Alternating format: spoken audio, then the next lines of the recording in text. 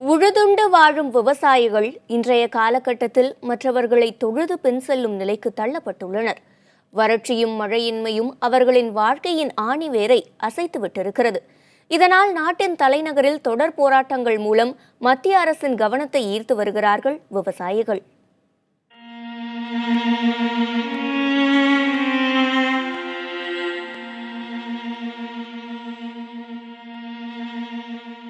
வறண்டு வெடித்து கிடக்கிறது நிலம். ஈரம் காணாத விளைநிலம் எந்த விதையையும் உயிர்ப்பிக்கவில்லை. விளையாத நிலத்தைப் போல விவசாயிக்கு வேதனை தரும் விஷயம் வேறொன்றுமில்லை. மழை இல்லை, வரவேண்டிய காவிரி நீர் வரப்பை எட்டவில்லை. கிடைத்த தண்ணீரை கொண்டு விளைவித்த பயிர் சூழ் பிடிக்கவில்லை. விவசாயியின் கண்களிலும் மனதிலும் ரத்தம் வடிகிறது.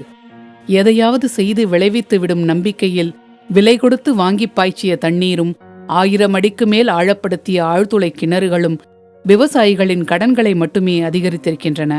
குத்தகைக்கு எடுத்த நிலத்திற்கு பயிர்க்கடன் கிடைக்காததால் வங்கியில் வைத்த நகைகள் கடனில் மூழ்க வறுமையின் பிடி விவசாயிகளின் கழுத்தை இறுக்குகிறது. இந்த வலி தாங்க முடியாத வேதனையில் கடந்த 14ஆம் தேதி தொடங்கியது டெல்லி ஜந்தர் மந்தரில் விவசாயிகளின் போராட்டம்.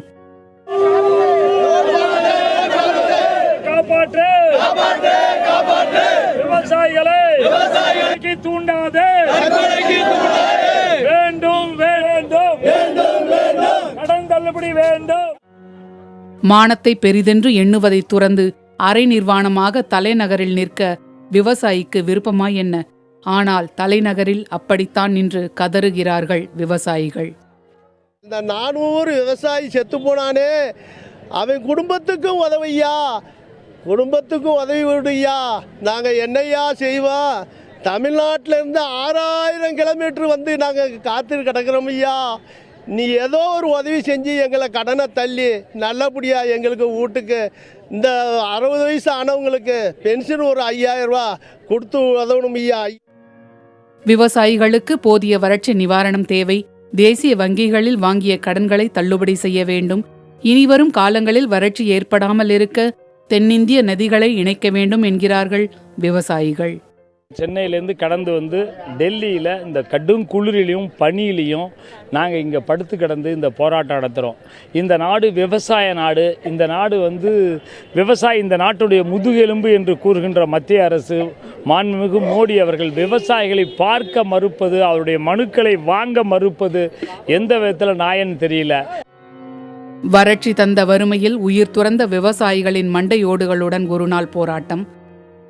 சடலம் போல கிடந்து ஒப்பாரி வைத்து அழுது ஒரு நாள் போராட்டம் என்று எத்தனையோ விதங்களில் மத்திய அரசின் கவனத்தை ஈர்க்க முயற்சிக்கிறார்கள் விவசாயிகள். நாங்கள் எந்த இதுவும் கேட்கலையே. எங்கள் வெள்ளாமை விளையாடாமல் தானே கேட்குறோம். எங்கள் வெள்ளாமை விளைஞ்சா உங்கள்கிட்ட கொடுத்துட போகிறோமே, எங்களுக்கு ஆதரவு கொடுங்க ஐயா. ஐயா எங்களுக்கு ஆதரவு கொடுங்க. நாங்கள் பாடும் விவசாயிங்க. என்ன பாவம் செஞ்சோம்? நாங்கள் யாருக்கும் வாங்கின காசு துரோகம் பண்ணலை. ஆனால் எங்கள் பூமி எங்களுக்கு துரோகம் பண்ணுது. எங்கள் பூமாதேவி துரோகம் பண்ணுது. முள்ளுவேலி விளையுது, ஆனால் நெல் விளைய மாட்டேங்குது.